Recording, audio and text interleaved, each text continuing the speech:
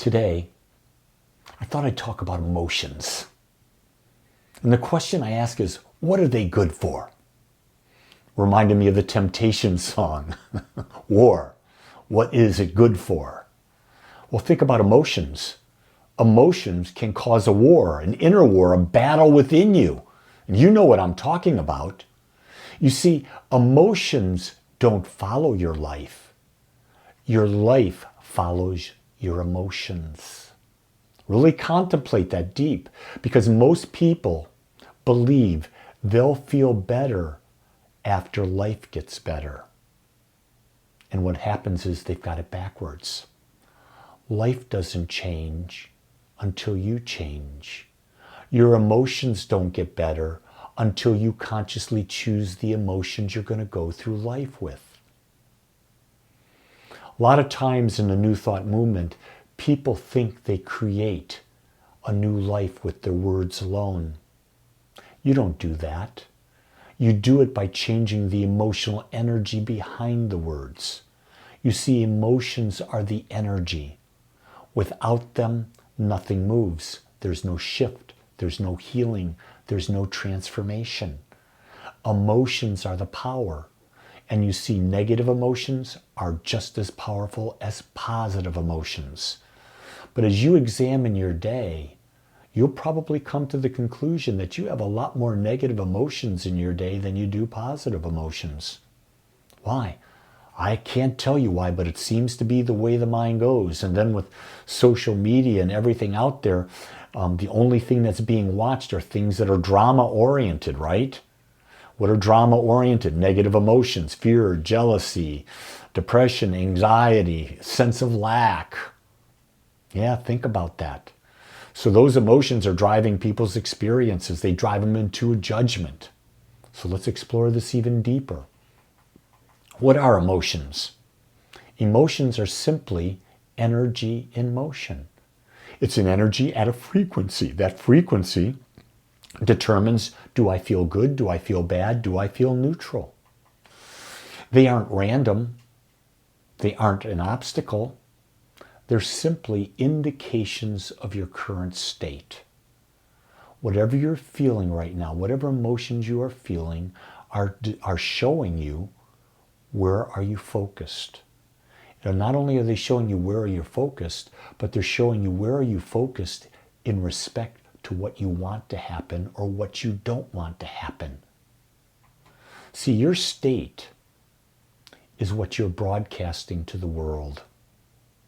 Your emotional state, the state you walk into a room with, the state you're talking on the phone with, the state I'm doing this podcast with, this video with. What I'm broadcasting, I'm magnetizing. Whatever emotion I bring in, I attract more of that back. So when you're complaining to someone, you're going to attract more complaining back. When you're jealous of something, you're going to attract more jealousy back. When you're putting a sense, I'm not enough, I'm not worthy, you're going to attract more of that back. You're magnetizing the emotion you're expressing.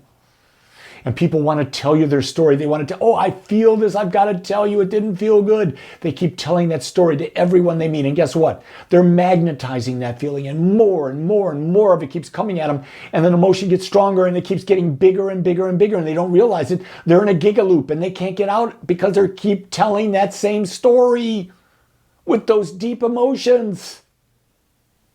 It doesn't work. It doesn't get you out of the story. One of the key things to understand is your emotions override your words. Words are the clothes, but emotions, they're the energy behind them. I have so many people, Lee, I'm doing affirmations. Great. What's the emotion behind them? I live an abundant life, but oh my God, how am I going to pay my bills?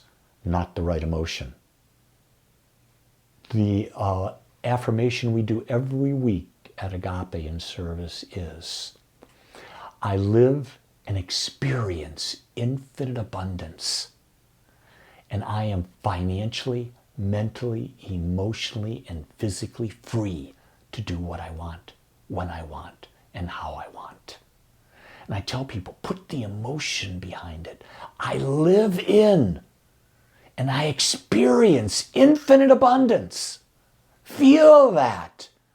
As a result of that, I am financially, physically, emotionally, and mentally free to do what I want, when I want, how I want.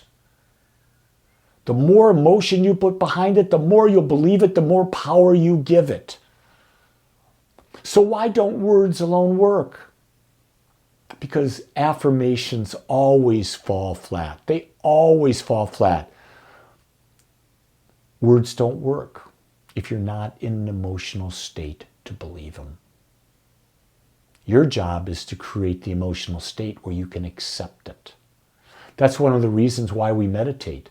Meditation can take us out of a negative energy. That can take us to a place where the subconscious mind is open to receive new ideas. You see, can you affirm love while radiating resentment?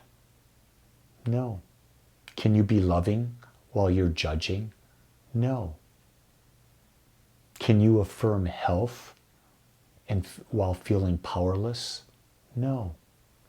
Can you affirm peace while carrying stress in your body? No. You can't affirm love radiating resentment. You can't affirm health while feeling powerless. You can't affirm peace while carrying stress in your body. You can only manifest what your emotional state agrees with. Yeah, let me repeat that for you. This is big. This is the key to the entire talk and to the entire process of creating your life. You can only manifest what your emotional state agrees with. Why? Because you can't hear what you're not a match for. Here's something radical. If you're not an emotional match to a new idea, you can't even hear it. That's right. People can be in front of you giving you the greatest investment advice, the greatest health advice, the greatest relationship advice. But if you're not an emotional match to that, you won't even hear it. You can spend someone thousands and thousands of dollars to give you the best advice. But if you're not ready to receive it, you don't believe you're worthy to receive it, you're not even going to hear the message. You're going to say, man, I just wasted my money. You'll filter out the great message. You'll argue with it. You'll reject it. You'll defend your negative aspects. Not because it's wrong, but because you're not in an emotional state to receive. I see this day in and day out with people. They argue with me all the time when I say to them, if you keep focusing on what is, you're going to keep attracting more of what is. And when people are focusing on what is, they're focusing on what happened in the past, and they've got big emotions about how they've been let down, how that didn't match what they wanted, all of that. Nothing in their life is going to change, because nothing changes until you change. Pretty simple. Your emotional state is your access point to insight, your access point to healing, your access point to creativity.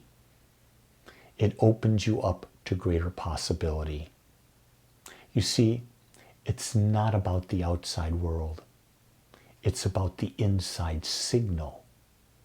Your emotions radiate out that signal, and the signal they radiate out are the new words. But there would be no radiating out without emotions. Emotions are the gateway. When you change your emotional state, you instantly change. What happens when you open up, you say, oh my God, what thoughts are now available? What choices seem possible? What intuition becomes accessible? What is the body willing to heal?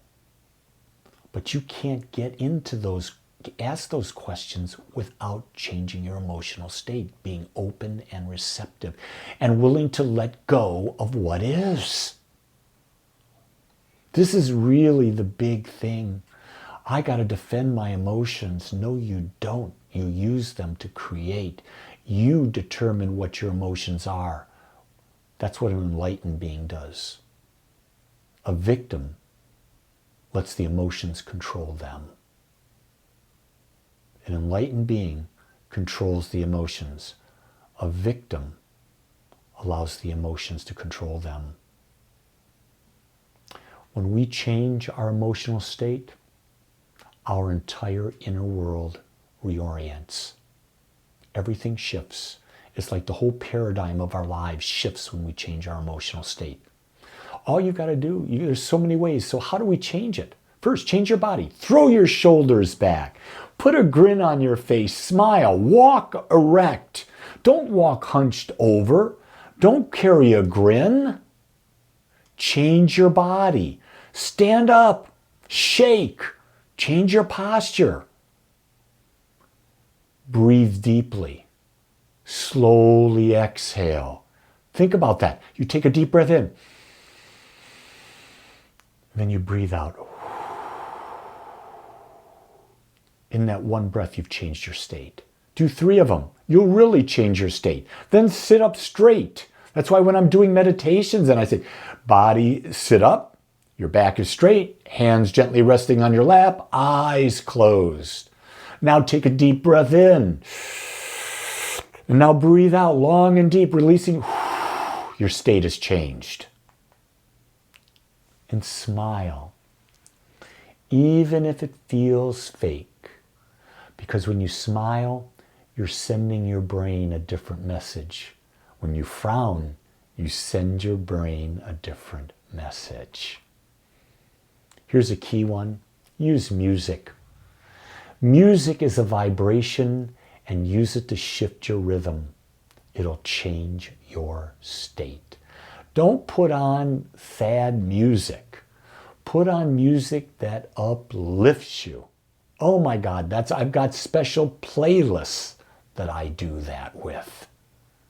I love playing music because it uplifts my soul. So how do you change your state? We talked about the body. Let's talk about your mind. Focus on gratitude. Best way to start to change your mind. 5 things you're grateful for right now. List them. Next, visualize. Take a moment to visualize a moment when you felt powerful or you felt deeply loved. Really get in touch with the feelings that you had as you visualize that moment. And you've had them. You've had moments where you felt powerful. You've had moments where you felt tremendous love. Go back to them. Speak the truth out loud, not as a ritual, but as a choice. I'll tell you what, you may think I'm crazy, and you probably already do, and I don't really care. But like when I'm walking, I walk my dog pretty much every day. I'm doing affirmations. I'm doing them out loud. I am a genius, and I apply that wisdom to everything in my life. I did that this morning. I did that affirmation 23 times, along with every other one that I do. And I say them out loud with feeling. There's something about saying out loud that gives it more power. Here's the thing. So we have the body, we have the mind. Let's do a fast combination change. Change your breathing, change your power, and change your focus. What are you talking about? That simple act right there. Slow your breath down. Breathing in, breathing out. Change that posture. Focus on, I'm a powerful expression of infinite love. I am a powerful expression of infinite love. I am a powerful expression of love right now. Your state is completely changed. So a lot of times in spirituality, we talk about prayer. Do emotions and prayer, do they mix? You see, in religious science, we teach that prayer is not about pleading. It's about alignment. Real prayer is not words. It's an emotional signal. Prayer works when your feeling tone matches the reality you're calling in. That's how I like to do it. Your prayer, your words work when the feeling tone in which you're speaking those words matches, fully matches the reality you're calling in. There's no doubt. When you pray for peace, feel it first. When you pray for healing, embody it first. When you pray for abundance, feel it now. Get into the feeling and then make the declaration. You see, prayer is not about asking and beseeching. It is about declaring, and it's declaring from a state that you already have it. And in many ways, you already do. You just forget. Emotion gives prayer its creative power. Pure and simple. The type of emotion tells you how powerful that prayer will be and how quickly that prayer will be answered. Emotions can build or they can block. In a building state, there's these: fear, guilt, shame, resentment. When you have those emotions, guess what, gang? Nothing new is going to get built. Building states, gratitude. Always start with gratitude, joy, trust, and self-worth. When you come from those emotions, you're building. But if you're feeling fear, guilt, shame, resentment, anger, you're blocking. You're blocking. Your consistent emotional state is the vibration your life forms around. Really understand that.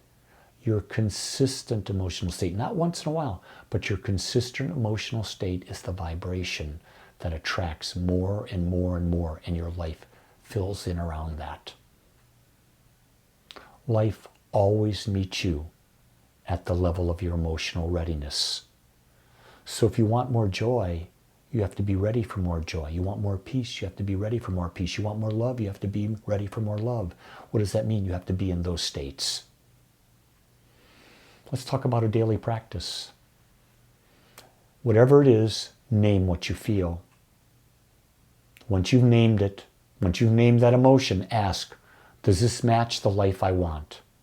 And that's a simple answer, a yes or a no. Then move your body and breathe. Because you're going to want to shift. So you're going to move your body and you're going to breathe.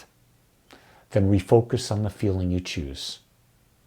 What feeling is you're choosing? Refocus, put all your focus on that, and from there, speak your truth, and it will be changed. Every day, every single day, train your state. You have the ability to do this and make this your spiritual practice, and you will see your life change. The truth is, you don't think your way into a new life. You feel your way into it. The future is not somewhere you go. It's something you tune into. The fastest way to change anything is to change your emotional state from which you live. Purity is simple. Simple concepts, not easy to do because we're bombarded with ideas that are contrary. You do not think your way into a new life. You feel your way into it. You are not stuck, my friends. You are not broken. You're simply in a state. And the power to change, it's right there with you. The future is not where you go. It's something you tune into. And only you have the power to tune into it. Let's do it together. Put your hand on that knob and tune it up to love. And let love guide you. Man, what a great life we'll have together.